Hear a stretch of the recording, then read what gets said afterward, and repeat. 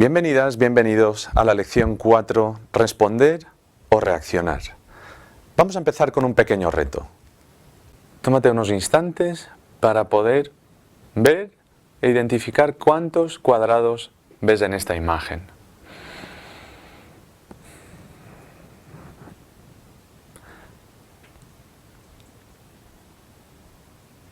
Tal vez sea algo sencillo y que descubras a primera vista. Te voy a compartir una pequeña pista. Los cuadrados, recuerda que son figuras que mantienen los 4 lados iguales.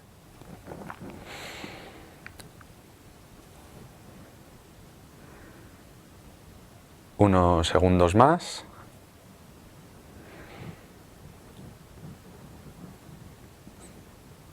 ¿Cuántos cuadrados has visto en total? Muchas veces vemos 16, que son los que parecen que están divididos en esas líneas. Pero si vemos con más allá, ¿no?, de esas líneas, podemos descubrir que agrupando diferentes pequeños cuadrados, montamos nuevos cuadrados de mayor dimensión, de mayor tamaño, y si vamos sumando cada vez más dimensión de cuadrados, llegaremos a un total de 30 cuadrados.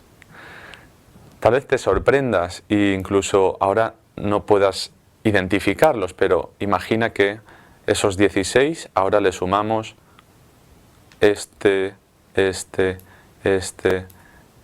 interior, y ya serían 5 más, ya serían 21. Y si le sumáramos estos a continuación, estos a continuación, estos a continuación, ya tendríamos 25. Y si siguiéramos sumando llegaríamos hasta los 30, que es en definitiva el número. Pero lo que de verdad importa no es haber adivinado que eran 30, sino más bien darnos cuenta de cuál ha sido nuestra reacción si no hemos acertado ese número, al ver que a primera vista teníamos razón y habíamos visto claramente el número que tal vez has anotado en tu hoja o habías pensado. Pero ¿qué pasa cuando esta situación de diferentes percepciones ante una misma realidad la llevamos a nuestro día a día? Y en esta imagen lo podemos ver claramente. Imagina situaciones de tu día a día donde te encuentras en esta misma situación. Ante una misma realidad, ante un mismo hecho, diferentes personas y diferentes puntos de vista. Y como muchas veces de esa situación, aparentemente sin importancia, acaba convirtiéndose en un conflicto. Esto nos hace ver que nuestra percepción es una parte imprescindible que condiciona nuestra realidad. Y, en definitiva, la percepción es ese proceso subjetivo por el cual juzgamos la realidad en base a interpretaciones propias. Sin embargo, nuestros hábitos de percepción nos llevan en primer lugar a juzgar y etiquetar aquello que sentimos, vivimos o que aparece en nuestra realidad casi de forma automática, sin darnos cuenta. No hay nada de malo en ello, porque como hemos visto en el módulo anterior, el hecho de poder juzgar rápidamente y darnos cuenta de si aparecía un peligro nos ha ayudado a poder salvarnos de ese oso y de innumerables peligros que enfrentamos en nuestro día a día. Pero muchas veces esos juicios, interpretaciones, al ser subjetivos, están de alguna forma condicionados por nuestras experiencias o por nuestras expectativas. Por tanto, hacen que aquello que juzguemos lo consideremos como real, incluso muchas veces como la única verdad que existe. Y en definitiva, esa percepción que puede tener parte de realidad choca con otras percepciones y hace que suframos porque de alguna forma no conectamos con nuestra percepción, nuestros juicios, con la realidad o con otras realidades diferentes que aparecen. De alguna forma nos damos cuenta que aquello que sentimos, que experimentamos en nuestro día a día, no depende tanto de lo que nos sucede, sino de la manera en la que respondemos o interpretamos lo que nos sucede. Como decía Epícteto, no nos hace sufrir aquello que nos ocurre, sino la interpretación que le damos a lo que nos ocurre. Y parece que muchas veces le demos la mayor importancia a aquello que sucede, pero entonces, ¿por qué ante una misma situación, ante un mismo problema, hay personas que se hunden, que no encuentran salida, que se convierte en un problema que dura mucho tiempo, y ante esa misma situación otra persona es capaz de encontrar respuestas más creativas, superar esa situación de una manera más consciente? Es un ejemplo que creo que hemos vivido todos y seguimos viviendo en nuestro día a día, y nos hace ver lo importante que es el papel que juega la percepción en nuestra realidad. De esta forma podemos distinguir entre dos modos también de funcionar. Uno de ellos sería reaccionar. Ante cualquier estímulo o situación que nos sucede, prácticamente reaccionamos de forma automática e inconsciente. Muchas de las situaciones que vivimos en nuestro día a día, estamos acostumbrados a tratar de resolverlas en base a hábitos, patrones, información o conocimientos que hemos ido adquiriendo desde el pasado. Sin duda, muchos de estos hábitos en el pasado nos ayudaron a responder de una forma óptima a estas situaciones, pero en la actualidad muchos de esos patrones, hábitos de pensamiento o de comportamiento hacen que no consigamos los resultados que deseamos para resolver los problemas que tenemos.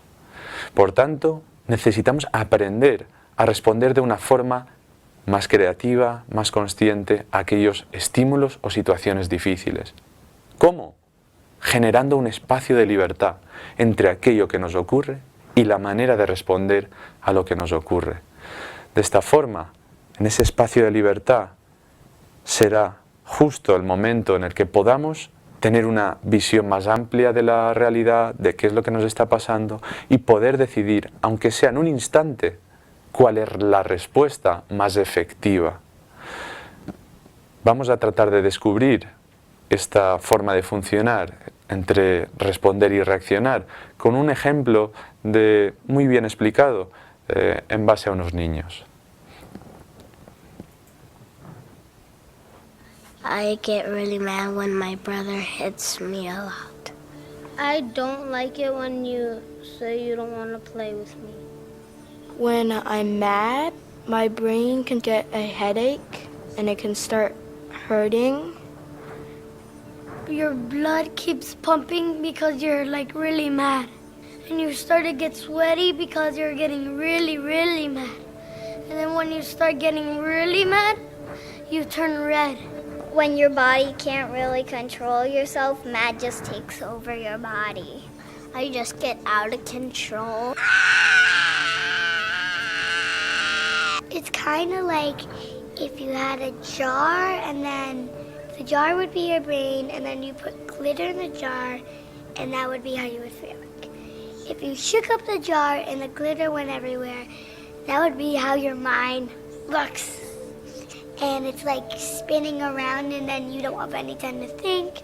And you sometimes punch stuff and people when you don't really mean it. When I get angry, I feel it in my heart. I really don't like when I get angry. The amygdala really reacts, but the prefrontal cortex tries to keep it down. When I feel like I want to, get really angry and yell, I just sometimes, take deep breath. First you find a place where you can be alone, then you find some way to relax and calm down. When I need to calm down, I take deep breaths.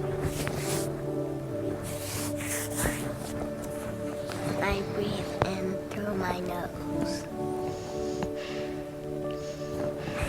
Sometimes I close my eyes or just take deep breaths.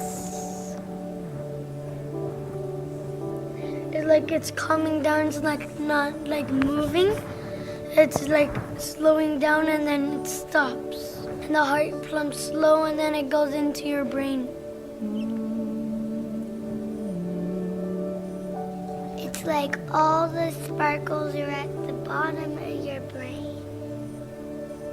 My brain like slows down, and then like I feel more calm, and then I'm like ready to speak to that person.